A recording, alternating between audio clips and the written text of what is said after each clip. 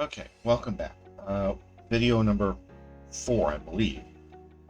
Um, so we left off with the frame and everything pretty much done. I still have to weather all the pipes and things and the exhaust. We don't want the chrome to look too clean when the rest of the truck looks dirty. So I'll take care of that on one of our next breaks, but I started working on the interior, the cab, and funny thing is, one of my biggest complaints with AMT kits, I'll get this out of the way first, but one of my biggest complaints with AMT kits is lack of documentation. In so many of the AMT kits I've built, most notably the trucks, but in nearly all of them, parts are not numbered, the instructions aren't numbered, or the parts are numbered but there aren't any numbers in the instructions, or vice versa, or a mix of both. But in nearly all of them, there is never a guide as to what colors go where. That I've never once, I don't think, seen in any of my AMT kits. I've never once seen a color chart telling me what colors belong to what parts. That being said, this kit did that, and that's fantastic. It's remarkable. Which is great, except for the interior of the truck. You'd think, well, great, it's got all these numbers. The problem is they're all just one, A, B, and C. They're all just a different version of black. It's either flat, semi-gloss, or gloss. So the entire cab is black, just like the exterior. With some exceptions, like the bed, that's optional. You can paint that any color you want, like I did there. Not my best paint work.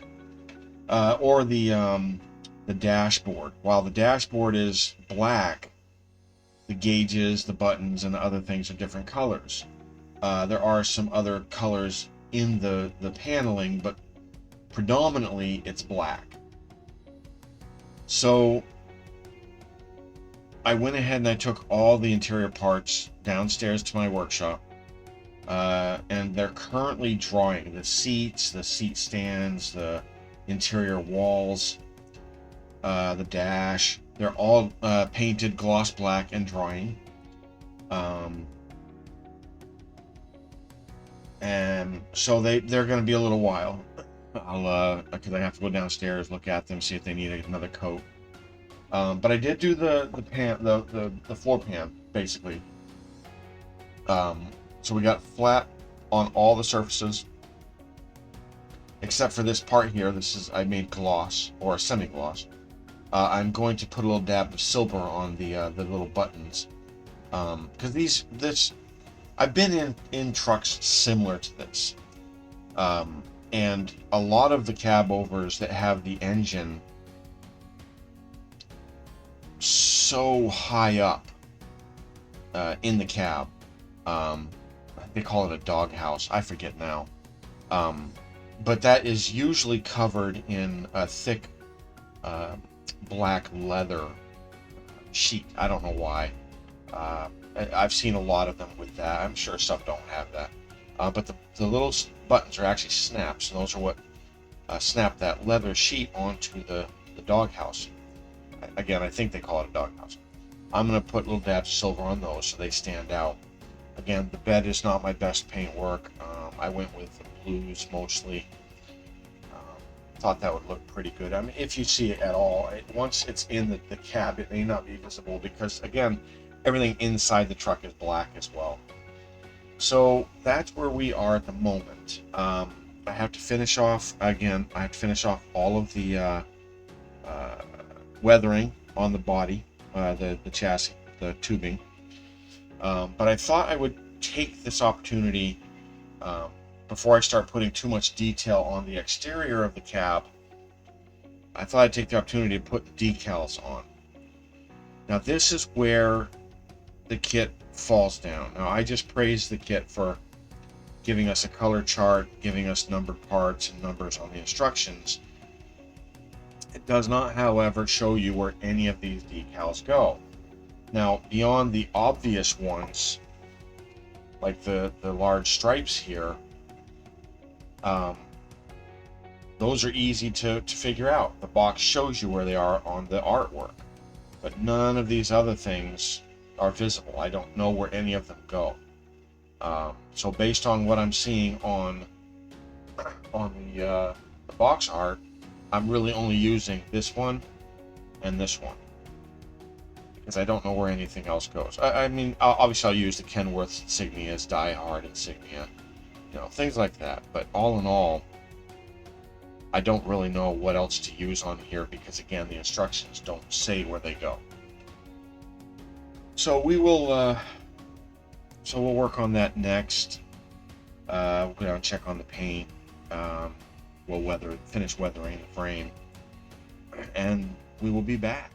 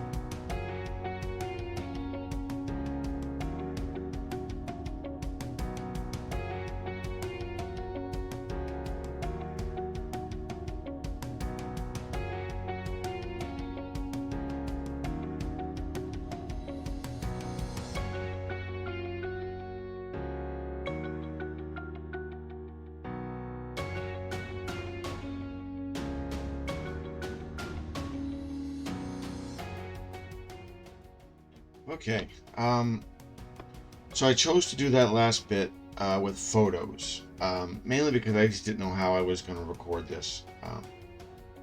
But all in all, it went together pretty well.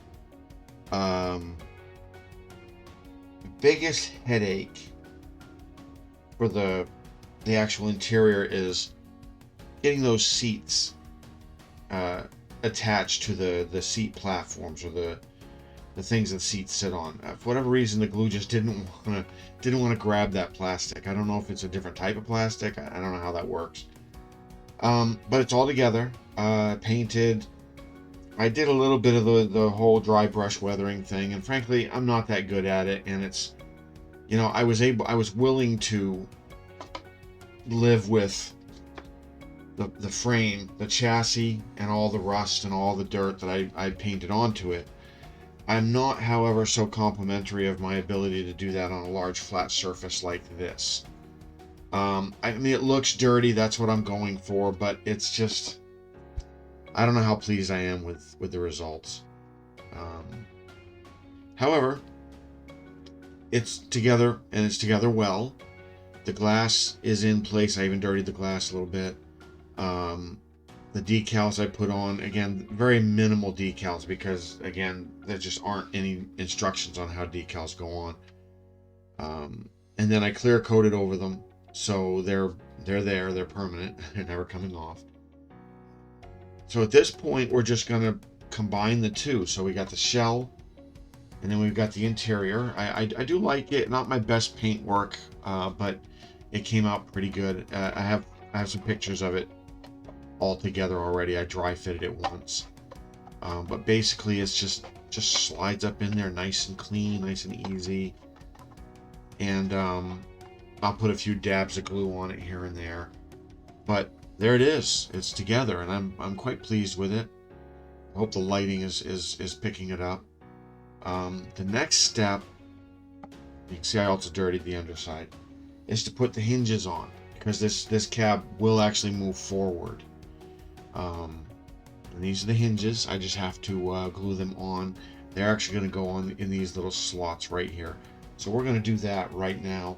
And then after that, it's the grill. I also dirtied the grill up.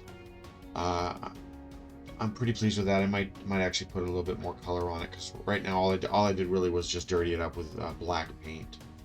But that's going to go on obviously like that. And so yeah, we'll glue those on, and we'll see how it all goes together.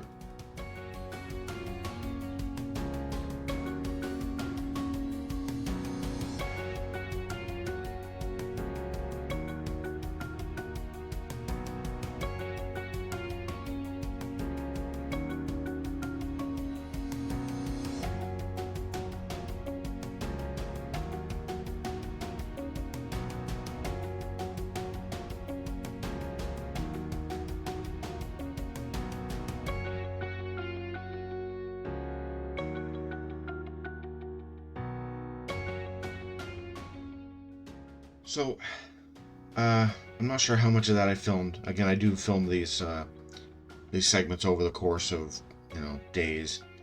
But we are done in terms of the cab. It looks really good. It looks dirty. It looks as intended. I do have to put a little paint on the headlights. I tend to put a glow-in-the-dark paint. I don't know that it ever really makes any difference. It's just something I like to do. I don't know that I'll do it this time, just because I've never actually seen that effect. Even in a dark room, it doesn't seem to work. But it's in. Everything is solid. I did leave the cab panel, the bottom of it, unglued. So if I need to, I can pull that out. I think. I don't know why I'd want to, but it's not glued in. It's a good snug fit, so I think I'm safe in leaving it that way. I did test the hinges. I did dry fit them. It works real good. It even looks like it's on straight and square, which is in itself another bonus. The grill is glued on, and that looks really good. That went on nice and straight as well. No issues there. The last thing I need to add that will officially, it basically means that I can officially join up the top to the bottom, is going to be the I think it's the stick shift. It's right here, and it actually mounts right here, so that when you lift the cab forward, this actually stays right here on the engine. I think it's mounted forward like that.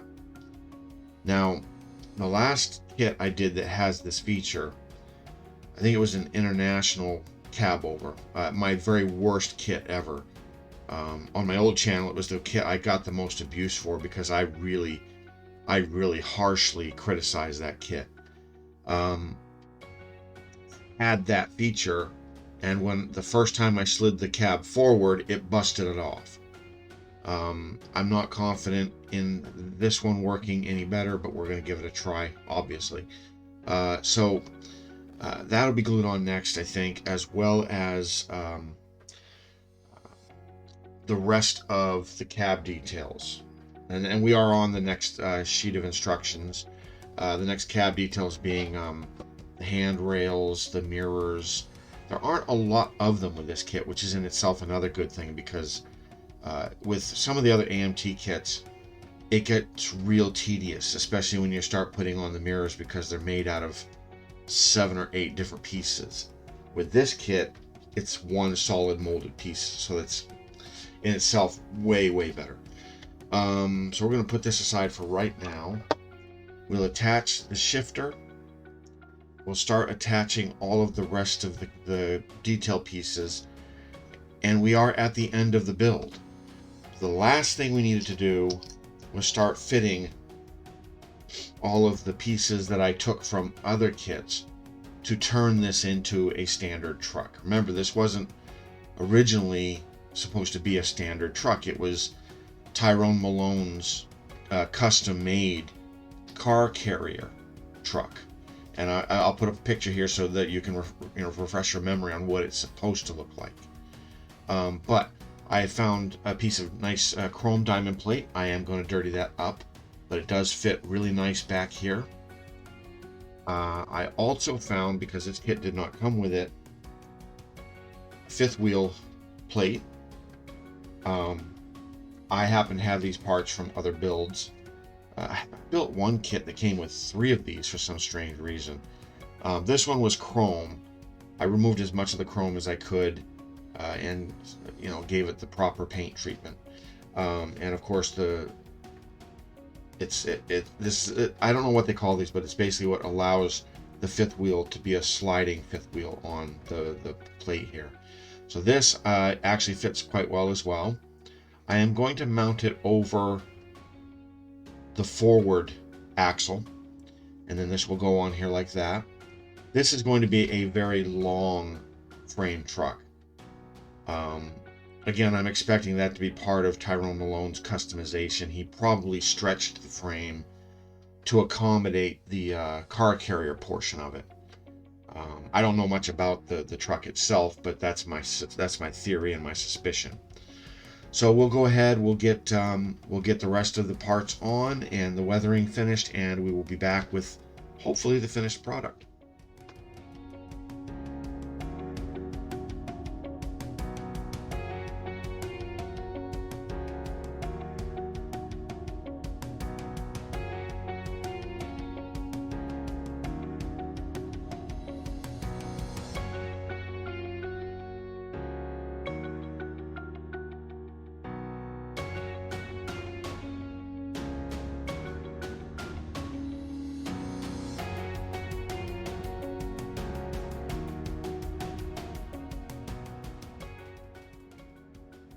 All right, we're done.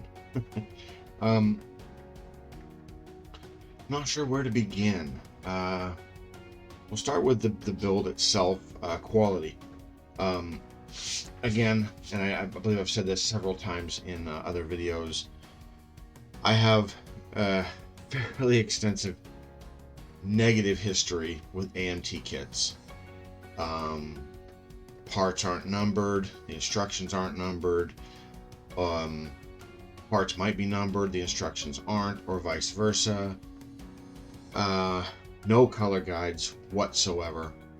Fitment is usually a problem. The international cab over, I think it's international, it's one of the first cab overs I did, was notorious for that. In fact, even amongst the modeling community, the forums especially, that cab over was a nightmare. So I wasn't alone in it, but I caught a lot of crap from people because I gave it an honest negative review. I can't do that with this one. Everything fit beautifully. It looks good. Admittedly, I didn't build it as it was intended to be built. Again, I'll put up a picture of what it's meant to look like. But nothing about it fit poorly. I had a little trouble with the frame in the beginning. It had a really bad turn to it, or curve to it. I straightened it out with a little bit of heat, no problem.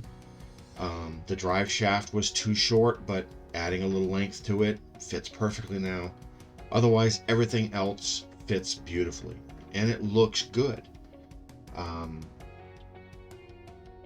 Also, this is the very first truck kit that I've weathered, and I'm not very good at it. So while I think it looks good and the effect I went for, I think I achieved, I might have gone a little heavy-handed in the weathering process. I dry brush everything. I know they sell weathering kits, and airbrushes can help with that, but I dry brush,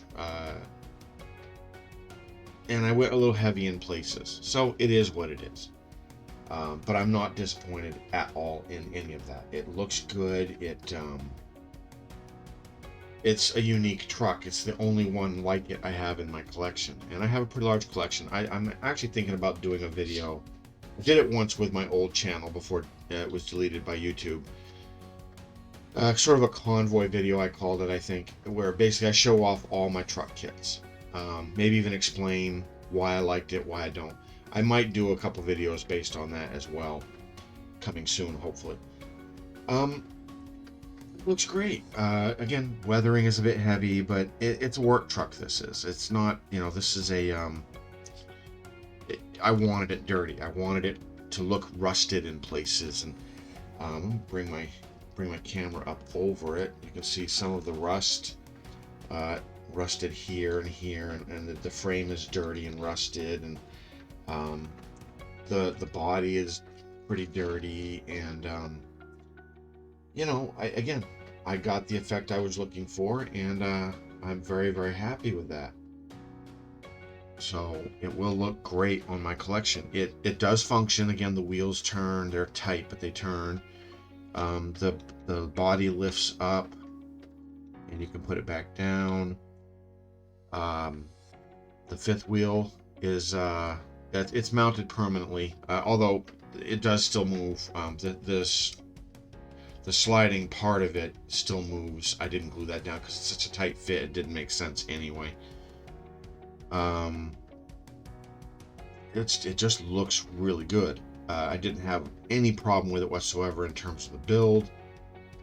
All the parts fit together beautifully. So I think I can't recommend it any stronger than that. Honestly, if you're looking for a truck kit, and if you don't like the Tyrone Malone customizations, and you just want to turn it into a standard stretched cab over truck, and you have some of these extra parts, do it. It looks great. I mean, again, no complaints from me, and that's unusual. I have a reputation for complaining, so but get it. It's beautiful. It went together very well. It's, you know, there we go. There's a good picture of it. So there we are. I don't know what else to say, other than, you know, if you find it, buy it. It's worth it. It looks great. It was fun to build, and again is hard for me to say. The AMT kit, fun to build. That doesn't make sense, but it was fun to build. So yeah, again, if you can get it, get it. It was fun, and thanks for watching.